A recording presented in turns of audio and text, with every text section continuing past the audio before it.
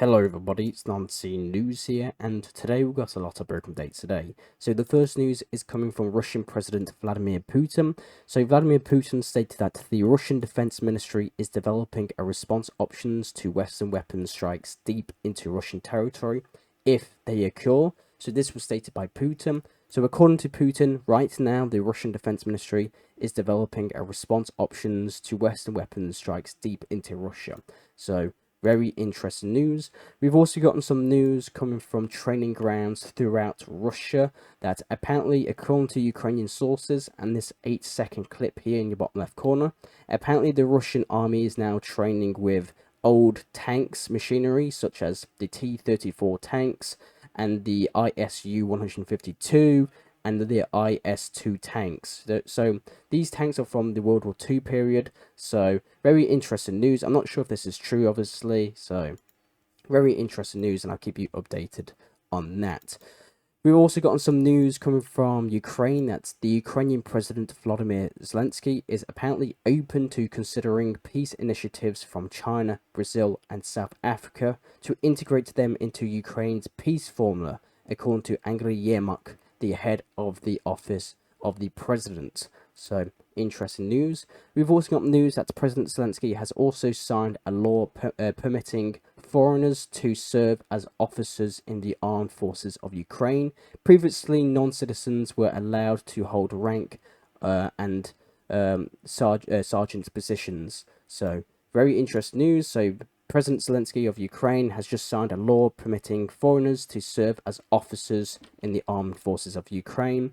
So interesting news. We've also got news that Zelensky has declared that he wants India to abandon neutrality and side with Ukraine. So President Zelensky stated that neutrality in the Ukrainian-Russian conflict is on the side of the Russians. So this was stated by Zelensky, and he urges India to take Ukraine's position in this war. So big news coming from Zelensky there.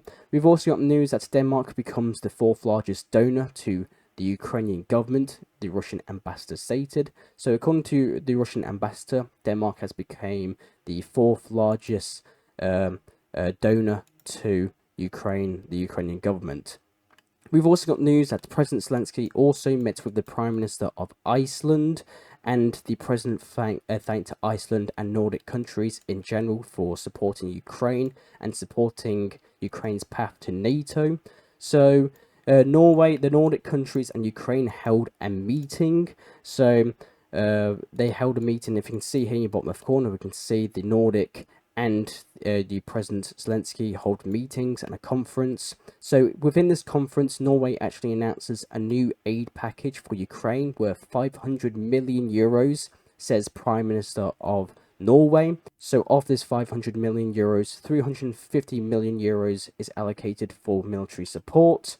We've also got news that Sweden also allocates over $10.3 million for Ukraine's winter humanitarian needs. So big news coming from Zelensky's meeting with the Iceland president and the prime ministers and presidents of Norway, Sweden, and Finland. So big news coming from there, and meetings are still ongoing on the Nordic and Ukraine meeting, and I'll keep you updated on that. But now let's go to Poland, where we've got news that the Polish President Duda rules out the possibility of supplying Ukraine with new weapons, including tanks, self-propelled guns, MLRs, and light attack aircraft, which Poland orders from South Korea manufacturers. So this is coming from the Polish President of Poland. So big news. We've also got news that the fortification project on Poland's border with Russia and Belarus, called the Tarza Wyshwood, the Eastern Shield in Polish, should protect Poland from possible aggression from Russia and Belarus, the Polish president stated. So according to him, the fortifications now being built on the Polish border between Russia's Kaliningrad region and Belarus. According to the Polish president, this is the modern version of the Iron Curtain. So big statements coming from the Polish president there. And now let's head to Slovakia, where we've got some statements coming from Robert Fico, the Prime Minister of Slovakia. He said in an interview with the Standard Portal that attempts to assassinate him are continuing. So if you remember, Robert Fico was shot. He had an assassination attempt, and apparently these assassination attempts are continuing, and people continue to plot against him, according to the Prime Minister of Slovakia, Robert Fico. Now let's head to Germany, where we've got news that Germany's Volkswagen is set to close 3 factories and downsize operations at other locations across Germany. So in addition, the company has proposed a 10% wage cut for employees, along with a 2-year wage freeze. So big news. So we can expect in Germany that Volkswagen will close down 3 factories and actually reduce employees' salary cut by 10%. So big news coming from Germany. We've also got some news coming from Finland. That's the Finnish Foreign Ministry stated that and has called for European countries to invest more in defense and measures to contain the threat from Russia. So according to the Finnish Foreign Minister, she stated that I am prepared to expect everything from Putin. It is time for us to grow up. Putin is a dictator who only understands force, she said. So this is coming from the Foreign Minister of Finland. So big statements. We've also got some more statements in Finland that Finland plans to ban students from using cell phones in class without the teacher's permission. So the draft changes to the legalization will allow to take away phones from students who interfere with the education process in schools. So schools will have to develop rules for the use and storage of phones. So Finland plans to ban students from using cell phones in classes without teachers' permission. So I'll keep you updated on that. We've also gotten some protests in Amsterdam, so the Netherlands. So apparently demonstrations have taken to the streets of Amsterdam to call for the end to Western military aid to Ukraine. So if you can see here in the bottom left corner, we can see signs reading no war with Russia, no weapons for peace, and peace with Russia can be seen among the protests, such as white flags and the Russian flag. So interesting news. We've also got some news coming from the NATO Secretary General Mark Rutte. So NATO Secretary Mark Rutte confirms North Korean troops are operating in Russia's Kursk region. So NATO Secretary General Mark Rutte has confirmed that North Korean military forces are already active in Russia's Kursk region. According to the latest intelligence, he expressed concern over the growing military collaborations between Russia and North Korea, describing it as a significant threat to both Pacific and Euro-Atlantic security. So Mark Rutte, the NATO Secretary General, called on Russia and North Korea to immediately cease their military actions, empathizing the risk posed by the deepening cooperation between the two nations. So according to NATO, Mark Rutte now, apparently North Korean soldiers are now operating in the Kursk region. So big news. North Korea and Russia continue to deny this accusation. So interesting news. And we've got some news coming from England and Wales. So in England and Wales, the birth rate has reached a historic low. So the total fertility rate in England and Wales in 2023 was 1.44, so the lowest since 1938, when such statistics were first recorded. So in 2022, the rate was 1.49, and in 2001, it was 1.55. This decline in the birth rate has been ongoing for a considerable period. For stable and a natural population replacement, the rate should be 2.1 children per woman. So the number of registered births are around 591,000, was the lowest since 1977. So you can see this graph here in your bottom left corner. We can see the birth rate decline in England and Wales. So big news according to that graph. We've also gotten some news that the former British Defence Minister, Shapps, I think that's his name, has called on Britain and its allies to help Ukraine defeat Russia. Otherwise, China would receive signals to attack Taiwan and then the West would suffer global consequences. So, according to the former British Defence Minister, if Ukraine loses in the battlefield in Ukraine and Russia somehow wins this war, then according to the former British Defence Minister, this will make China launch its own invasion into Taiwan. So interesting statements coming from him. We've also got on some strikes in Spain, that a bus drivers' strikes in Spain has begun. So more than 80,000 drivers participating in the strike today in cities around Spain. So even school buses, the drivers of school buses have gone on strike in Spain, demanding the options for early retirement, citing their work as highly stressful. So this is just the first strike in a planned series. So the next strikes are scheduled for November the 11th, and then November the 28th, and November the 29th, as well as December the 5th and 9th. So a huge bus driver strike is happening in Spain at this very moment, and more than 80,000 drivers are now participating in this huge strike in Spain. So big news. And now let's head to Turkey, where we've got news that 216 people have been detained in 45 provinces of Turkey on suspicion of being affiliated with ISIS. So this is a terrorist organization, apparently. So this was reported by Turkish Interior Minister on his X account. So since the beginning of the year, Turkey has carried out 35,000 operations against terrorist organizations.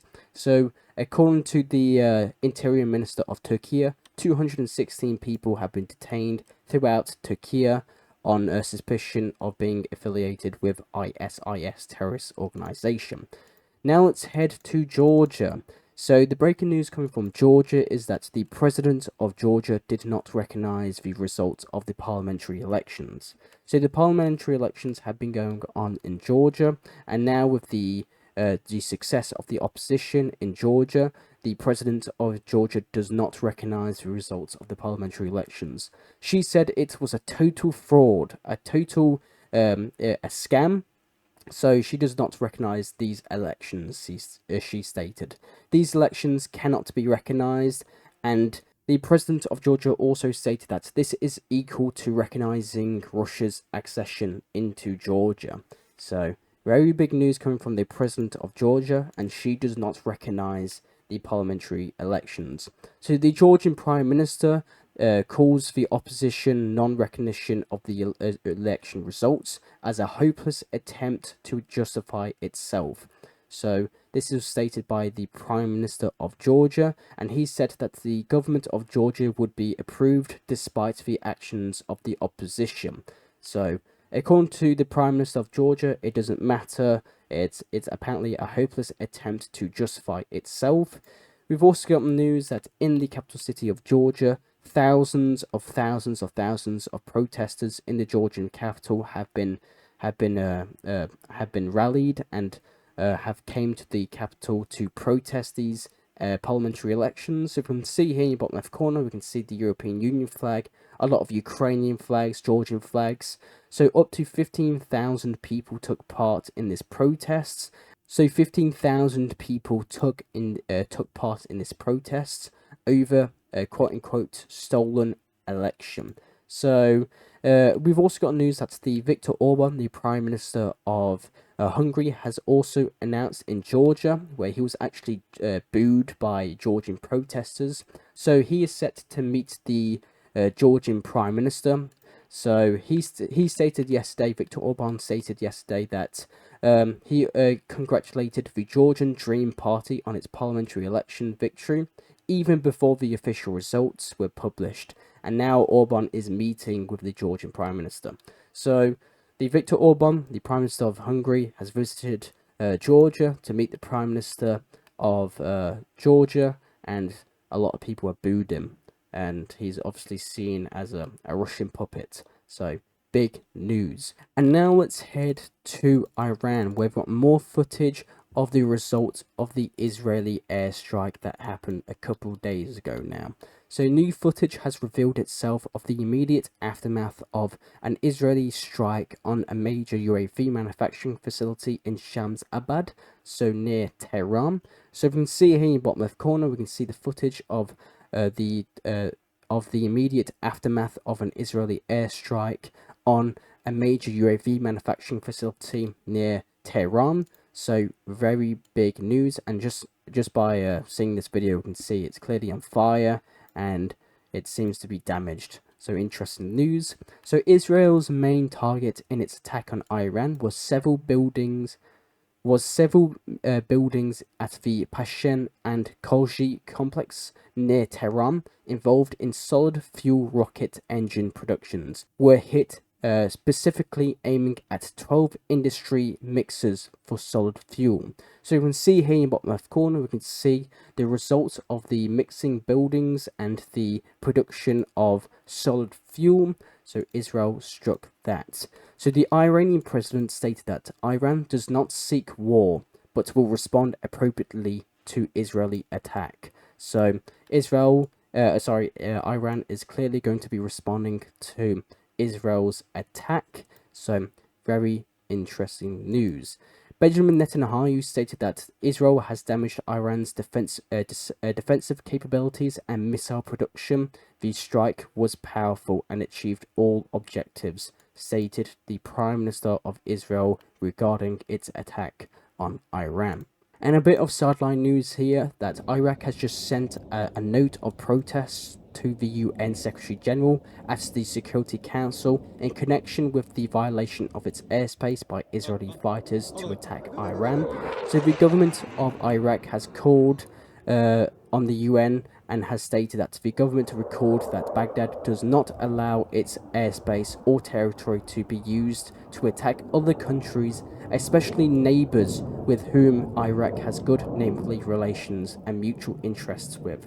So Iraq is now protesting at the UN of Israel's violation of airspace. And now let's head to Israel and Lebanon, where we've just gotten news that the Israel Defense Forces has just launched an offensive on the Lebanese village of Kiam here in southern Lebanon.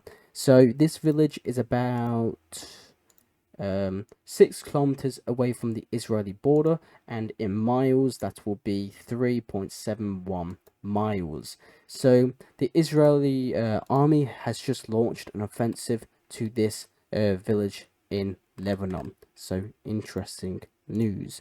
We've also got news that the protesters interrupted Israeli Prime Minister Benjamin Netanyahu, chanting "Shame on you" as he spoke at a ceremony honouring civilians killed on October the 7th and in the conflict so far. So the protests began shouting as he began to speak, "Shame on you." So interesting news. And now let's head to the Israeli city of Tel Aviv, where we've just gotten news that a truck actually rammed into a bus station that killed 6 people, injured 50 and 10 in critical condition after a truck rammed into a bus station north of Tel Aviv. So a large number of the injured were Israeli soldiers who were on their way to their military bases. So people are stating that this is a terrorist attack where it tried to kill and injure Israeli soldiers, and it happened. So I can't actually show you any of the footage because it's quite bad. So I'll keep you updated if there's any more news on that. We've also got a map showing us the progressive devastation across the Gaza Strip. So if you can see here in your bottom left corner, this was posted by Clash Reports and some maps from the BBC. So you can see here, we can see the gradual devastation in the Gaza Strip. So if we can see on the 24th of September 2024, just the amount of devastation that has occurred in this Gaza-Israeli war. So very interesting and sad news. And we've also got news that the Yemeni Houthi forces have just revealed their new underwater kamikaze drone that looks a lot like a guided torpedo. So you can see here in the bottom left corner, we can see this yellow Torpedo Houthi underwater drone.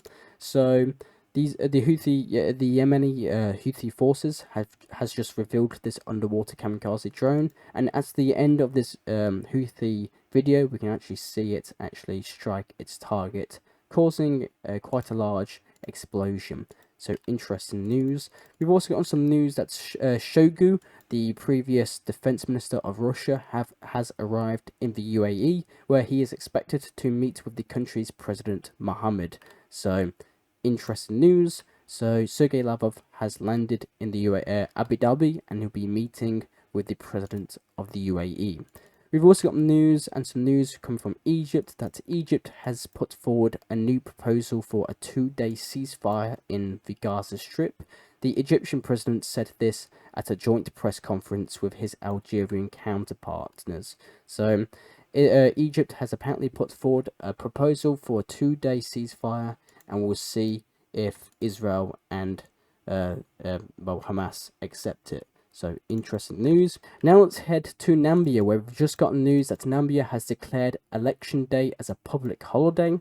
So the Namibian president has declared November the 27th as a public holiday to facilitate citizens' participation in the presidential and national assembly elections. So in his statement, the head of the state also called on all eligible voters to take advantage of this opportunity and come to the polls.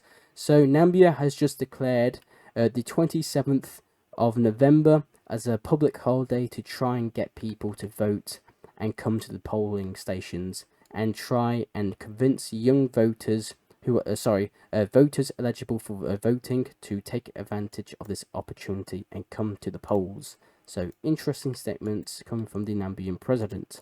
Now let's head to the Indian and Chinese border. So India and China are now disengaging on the whole border between India and China. So we've got on footage and we've got on news of India and China now disengaging across the whole border in India and China. So we can see here in your bottom left corner, we can see images of the process of military disengagement across the border of China and India. So patrollings across certain areas of the LAC will commence once the troops of both sides have completed disengagement and dismantled temporary structures. So the two countries will take place at two friction points across the LCA. So this is very, very big news. And if we can see here in the bottom left corner, we can see actually Indian army trucks disengage near the LAC border with China. So you can see here in the bottom left corner, we can see the Indian troops, Indian vehicles disengage at the Chinese Indian border. So very good news come today. India and China are disengaging at its border, and the stability on this line is now rising. So this comes as the sideline meeting in Kazan, the BRICS meeting. So Modi, the Prime Minister of India, and the President of China, Xi Jinping, met at the sidelines at the Kazan BRICS summit in Russia, and they actually started talking about the disengagement on the border on the Himalaya front between China and India, and it seems that they have gotten a breakthrough. And both sides, both troops now are disengaging the front, and very big and interesting news are now happening. We've also gotten some news coming from the Admiral Samuel Perot, the head of the US Indo-Pacific Command. So according to the head of the US Indo-Pacific Command, the People's Republic of China is undergoing the largest military buildup since World War II, perhaps the largest in history, he stated. So apparently, according to him too, China now supplies 70% of machine tools and 90% of semiconductors that fuels Russia's war machine, according to the Indo-Pacific Admiral. The head of the US Indo-Pacific Command. So interesting news. We've also got news that the German Foreign Minister has landed in China, where it seems that she didn't receive a formal welcome from local officials. So if you can see here in the bottom left corner, we can see the German Foreign Minister land, and she wasn't actually met with, it seems, anyone. So interesting news. And this has actually happened to Anthony Blinken, I remember. I don't think Anthony Blinken actually got a warm welcome too.